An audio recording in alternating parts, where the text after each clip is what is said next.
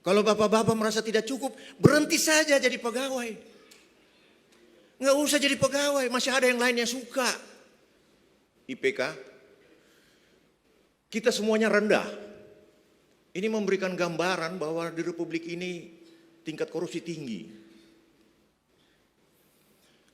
Kenapa tinggi? Itu yang saya katakan, karena tata kelola sistem pemerintahan kita, good governance kita yang kurang bagus.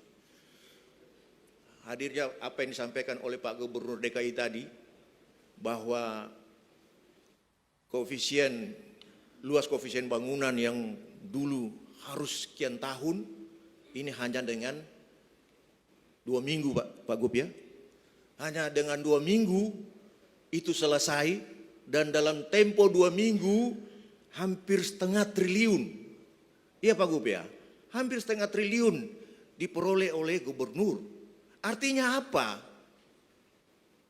Itu lagi, tata kelola pemerintahan harus bagus. Good governance ini harus bagus. Tanpa pelayanan yang prima dari kita sebagai penyelenggara negara, maka kemungkinan negara kita tidak akan pernah makmur. Tapi sayang banyak yang meremehkan tentang hal ini.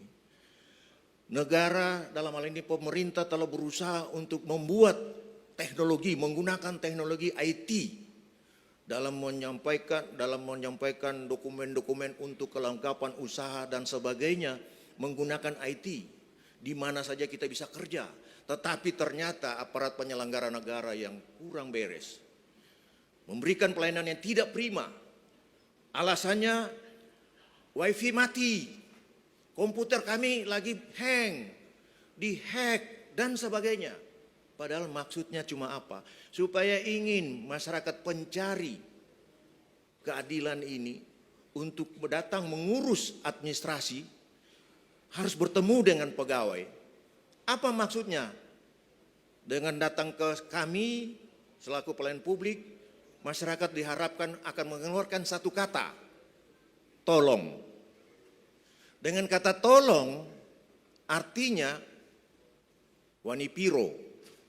Jawabannya lagi, wanipiro. Kalau kamu tidak berani menyediakan buat saya, ini mohon maaf. Akhirnya bertahun-tahun lah, sampai 12 tahun seperti yang disampaikan oleh Pak Gubernur. Nah, indeks persepsi korupsi Republik Indonesia ini tidak semata-mata karena mencuri uang negara, melakukan korupsi terhadap uang negara. Tetapi karena pelayanan penyelenggara negara yang kurang bagus. Ketika perusahaan-perusahaan asing datang berusaha di Indonesia, kemudian menyampaikan permohonan-permohonan untuk memenuhi yang syarat-syarat yang ditentukan, ini umumnya lama dilayani, bertahun-tahun tidak dilayani. Presiden atau pemerintah pusat berusaha mencari investor dari luar negeri untuk bisa menanamkan modalnya di dalam negeri. Ternyata pelayanannya tidak baik, yang berdampak pada korupsi.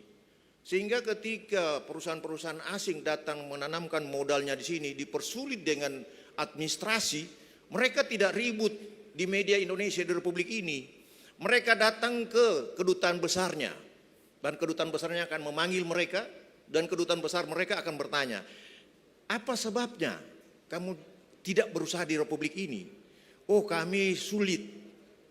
Kami sudah memenuhi syarat-syarat yang ditentukan oleh pemerintah, tetapi ternyata sulit juga. Bertahun-tahun kami menunggu dan menunggu, kami membayar dengan yang sebagaimana ditentukan, tapi ternyata tidak cukup dengan membayar sebagaimana yang ditentukan. Harus ada tambahan-tambahan yang sangat-sangat luar biasa. Dan tambahan itu bukan untuk negara, tetapi tambahan itu hanya untuk kepentingan kantong pribadi. Kalau yang disampaikan oleh Pak Gub tadi untuk kepentingan tentunya Provinsi DKI. Nah, sebenarnya yang hal-hal seperti itulah yang kita harapkan. Selamat datang Pak Gubernur Jawa Barat. Sebenarnya hal-hal seperti itulah yang kita harapkan. Pak Gub, selamat datang. Jadi kalau kemudian media-media di luar negeri mencari informasi, dia tidak baca media kita, dia cuma datang ke kedutaan. Bagaimana pelayanan masyarakat kita di Republik ini? Wah, nggak bagus. Itulah yang menyebabkan indeks persepsi korupsi di Republik ini sangat tinggi. Jadi tata kelola pemerintahan ini sangat diperlukan.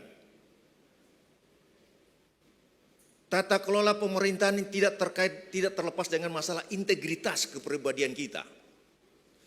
Integritas kita ini terkait dengan apa? Itu terkait dengan apa yang kita pikirkan, apa yang ada dalam hati dan pikiran, dan bagaimana mengimplementasikan apa yang kita pikirkan. Tentunya yang kita pikirkan tidak lepas dengan norma-norma yang ada di dalam negara ini. Baik norma-norma yang dibuat oleh pemerintah maupun norma-norma agama yang kita pegang. Kalau norma ini kemudian kita implementasikan dalam pelaksanaan tugas, maka kita akan jauh untuk tidak melakukan perbuatan yang tercela. Jauh kita tidak akan melakukan korupsi. Tetapi ternyata di Republik ini tidak cukup kalau untuk negara saja, tapi harus ada juga untuk yang bersangkutan. Padahal negara sudah memberikan. Kalau kita mau mengharapkan yang terbanyak dari negara, sulit juga karena pendapatan negara pun masih rendah. Rendahnya pendapatan negara karena banyaknya juga korupsi. Karena tingkat korupsi di Republik ini sangat tinggi. Nah, bagaimana kita mengatasi tentang hal ini? KPK mempunyai tugas khusus memberantas korupsi melalui cara pencegahan seperti yang kita lakukan saat ini. Kami berusaha mengundang gubernur yang dibagi dalam seluruh gubernur tapi dibagi dalam beberapa wilayah. Seluruh bupati disertai dengan seluruh pimpinan DPRD baik provinsi, kota dan kabupaten. Tetapi ternyata kita berharap DPRD, mohon maaf Pak pimpinan DPR, kita berharap DPR bisa menjadi kontrol terhadap pelaksanaan pembangunan juga tidak bisa diharapkan. Karena ketika gubernur atau bupati atau wali kota mengajukan anggaran, ada lagi permintaan-permintaan yang tidak beres. KPK sudah melakukan hal itu dan menangkap hampir seluruh anggota DPRD provinsi di daerah. Saya tidak usah sebutkan namanya, daerahnya. Tentunya bapak-bapak, ibu-ibu sendiri sudah mengetahui. Sampai yang perempuan yang sudah ibu-ibu yang sudah tua, mau tidak mau, suka tidak suka, perbuatannya harus dipertanggungjawabkan walaupun dia harus duduk di kursi roda dan masuk dalam penjara. Itu hampir seluruh anggota DPRD provinsi masuk. Begitu juga ketika saya menjadi Kepala Kejaksaan Negeri di Karawang. Waktu ini Pak Gub, waktu itu Gubernur Jawa Barat, waktu itu masih Bupati Purwakarta. Berapa anggota DPRD saya tangkap dan saya tahan. Itu karena apa? Permintaan-permintaan semua. Apa tidak cukup dengan gaji yang sudah diberikan? Apa mau tidak cukup ya? Tidak cukup. Kalau Bapak bilang tidak cukup, Bapak sudah diberikan mobil, Bapak sudah diberikan rumah, Bapak sudah diberikan anggaran lain-lain. Masih banyak rakyat kita yang jelata. Jangan Bapak cuma melihat ke atas, tapi lihatlah ke bawah.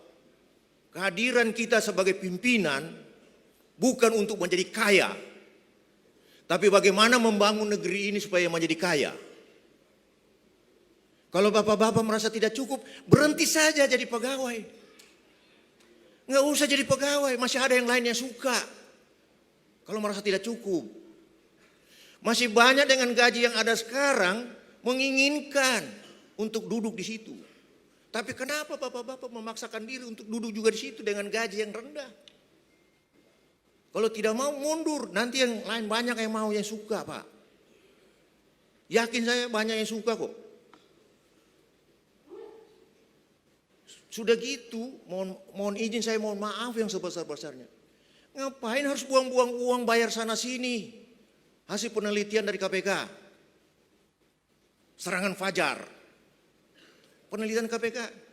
Untuk apa? Hanya untuk duduk di meja dan kursi yang bagus. Terus kalau tidak cukup gajinya, mundur. Makanya jangan pakai serangan fajar untuk menduduki jabatan itu. Pakai iman. Integritas yang berkaitan dengan iman.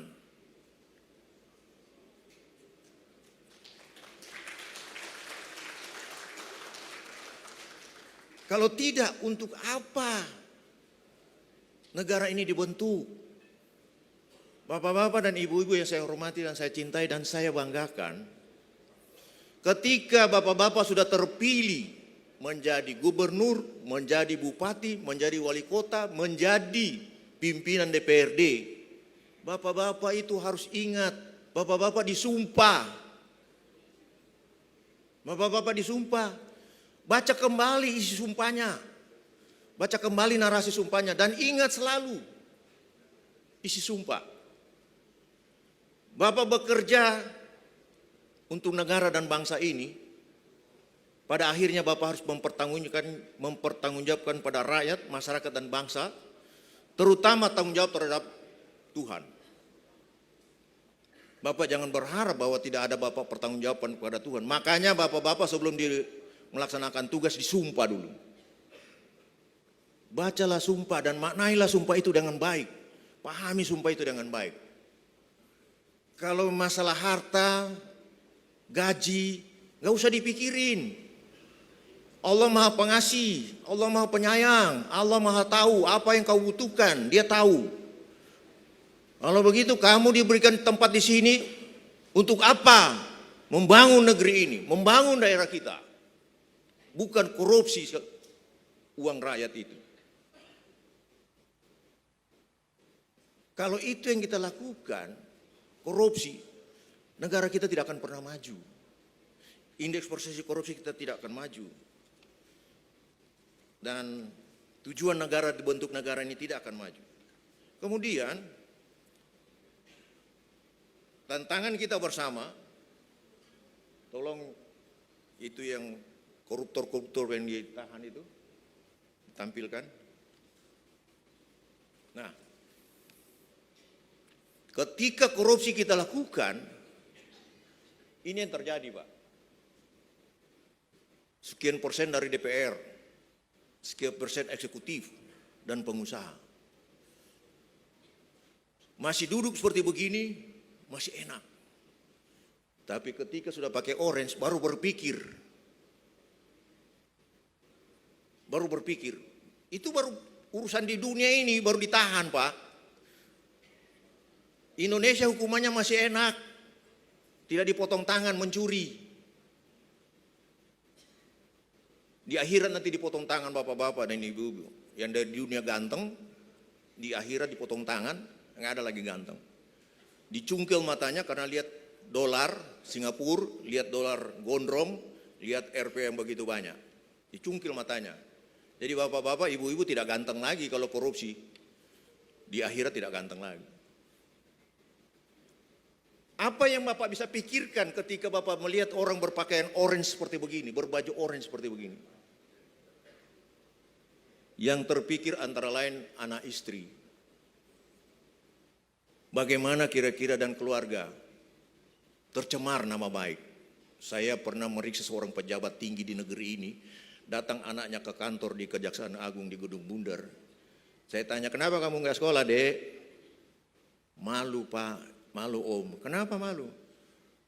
Teman-teman saya pada bisik-bisik, bapaknya koruptor, bapaknya ditangkap. Apa tidak? Bagaimana psikologis anak kita? Pernah nggak dipikirkan? Ada gubernur yang begitu hebat dulu, kemudian ditangkap, ditahan dan meninggal. Anaknya lagi sekolah di luar negeri. Sekarang teriak-teriak. Bagaimana saya bisa mendapatkan dana untuk sekolah dan seterusnya. Itu satu, Pak. Yang kedua, ketika bapak-bapak yang ditangkap dan ditahan, di sini nggak ada ibu-ibu. Oh, adanya. Ketika bapak-bapak ini ditangkap dan ditahan, hampir setiap hari Pak, istrinya itu mau datang, besuk, datang. 1 bulan, akhirnya berkurang jadwal datangnya. Biasanya tinggal 5 kali dalam 1 minggu. Tambah bulan, tambah berkurang datangnya. Setelah 6 bulan, tidak datang. Hanya anak yang datang. Papanya tanya yang ditahanan, "Nak, mana mamamu?" "Nggak tahu Pak, biasa di rumah ada om-om." Ada om-om, biasa pergi tidak pulang. Waktu masih suami masih banyak duit hasil korupsi, bukan main, wah cincinnya luar biasa, tasnya wah yang luar biasa. Begitu dia dalam penjara, tinggalkan sama bapaknya, lari dengan yang lain lagi, apalagi kalau istrinya cantik. Pak Gub, Jawa Barat jangan cari yang cantik-cantik, diambil orang nanti. Yang cantik-cantik diambil orang. Sudah stres dalam penjara, tambah stres lagi dibuat karena istri dibawa orang. Begitu juga ibu-ibu, jangan menganggap bahwa ada pengecualian terhadap ibu-ibu yang melakukan korupsi. Ibu-ibu begitu ditangkap, bapak-bapaknya senang. Ketawa bapak-bapaknya. Tidak ditahan saja ibunya, kesana kemari. Apalagi ditahan. Oh, tambah bebas lagi. Tambah happy, dia bilang, biarlah lama-lama kau di dalam. Jadi bapak-bapak, ibu-ibu itu harus diingat semuanya. Kasihan keluarga hanya untuk korupsi. Cukupkanlah saja dengan apa yang kita miliki. Kalau kita dapat segitu, gitu sajalah. Nggak usah cari-cari. Kalau tidak mau dapat segitu, ya jangan jadi pejabat. Kalau memaksakan terus jadi pejabat, jadilah penjahat. Jadi antara pejabat dan penjahat itu dekat-dekat saja bahasanya. Ketika jadi pejabat dan kemudian bisa bekerja dengan baik, tadi saya sampaikan sama Pak Gubernur DKI, saya teringat kalau baca-baca histori Jakarta, Ali Said. Wah, itu terkenal banget itu. Sampai sekarang orang ingat yang sebangsa Ali Sadikin, ya bukan Ali Said, Ali Sadikin. Karena saya jadi ingat Ali Said karena jaksa agung saya dulu. Ali Sadikin, oh itu begitu hebatnya. Dan dikenang selalu. Dan saya yakin dan percaya Pak Gub juga akan dikenang.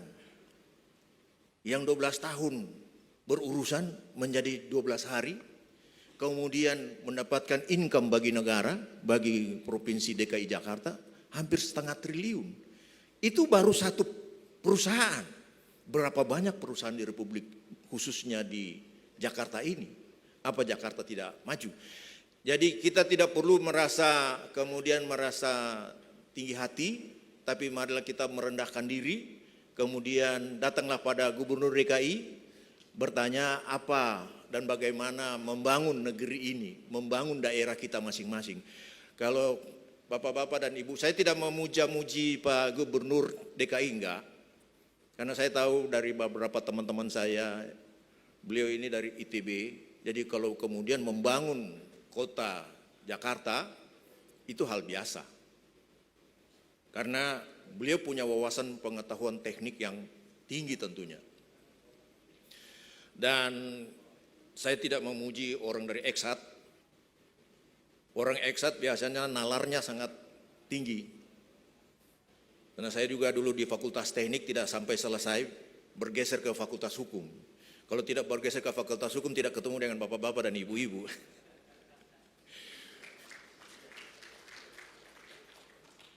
Jadi tolonglah, kami berharap, tolonglah tata kelola pemerintahan dilaksanakan dengan baik dan benar serta penuh rasa tanggung jawab.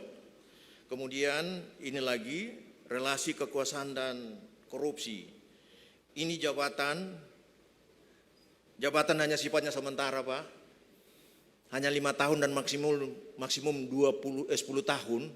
Buatlah yang terbaik buat negara ini.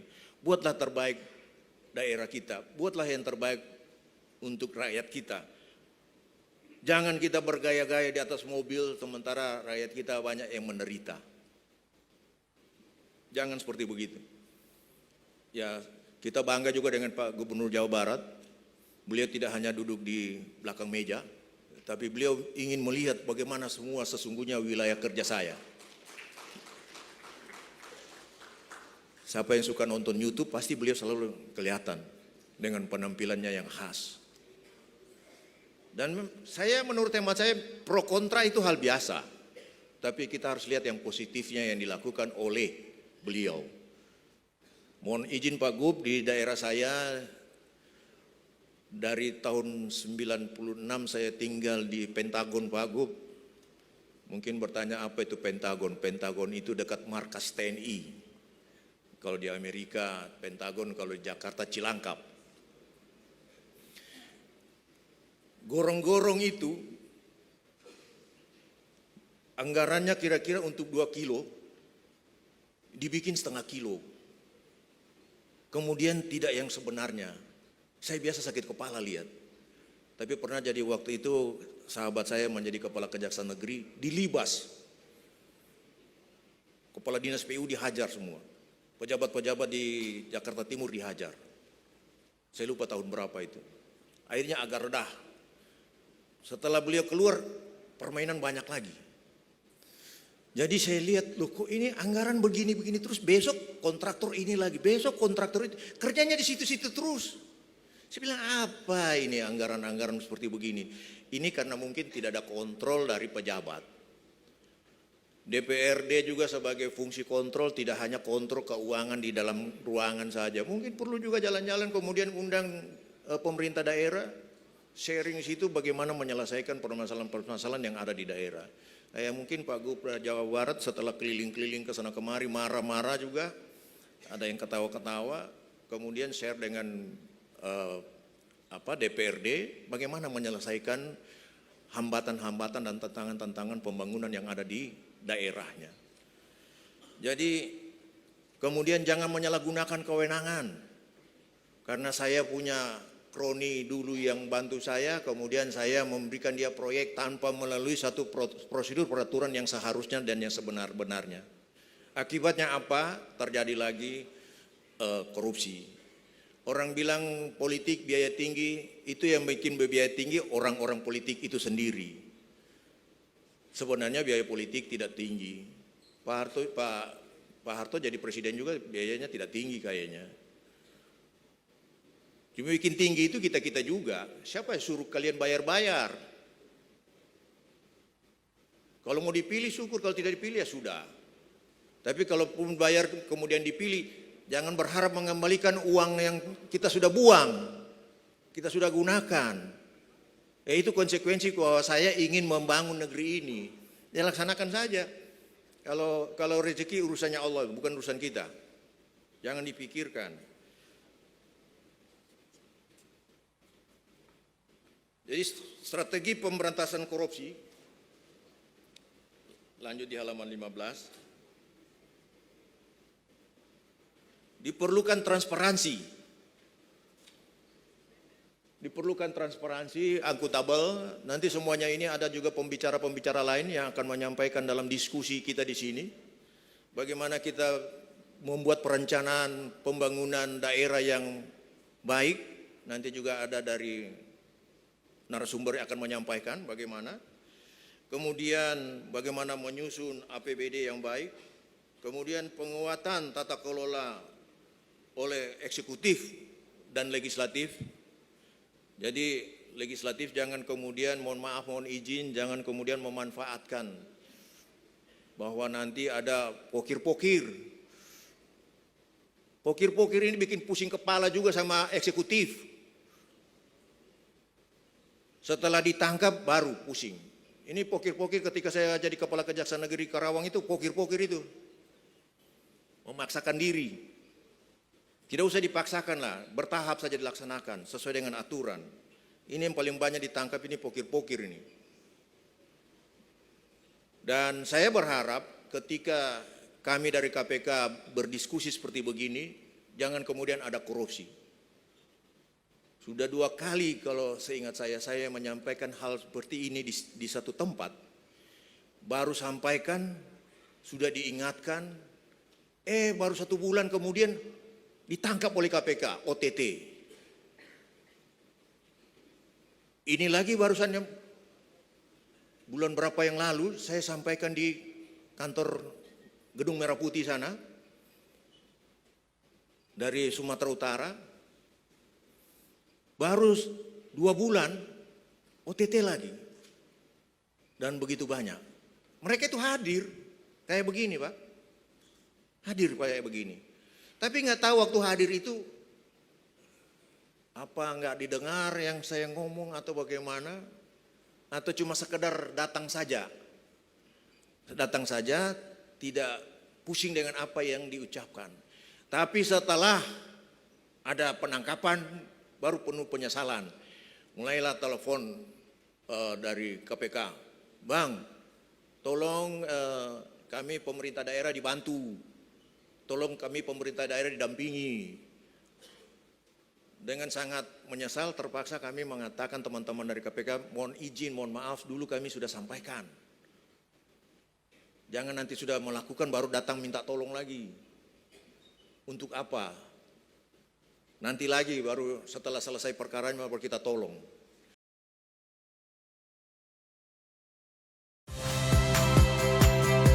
Saya Friska Clarissa. Saksikan program-program Kompas TV melalui siaran digital, pay TV, dan media streaming lainnya. Kompas TV, independen, terpercaya.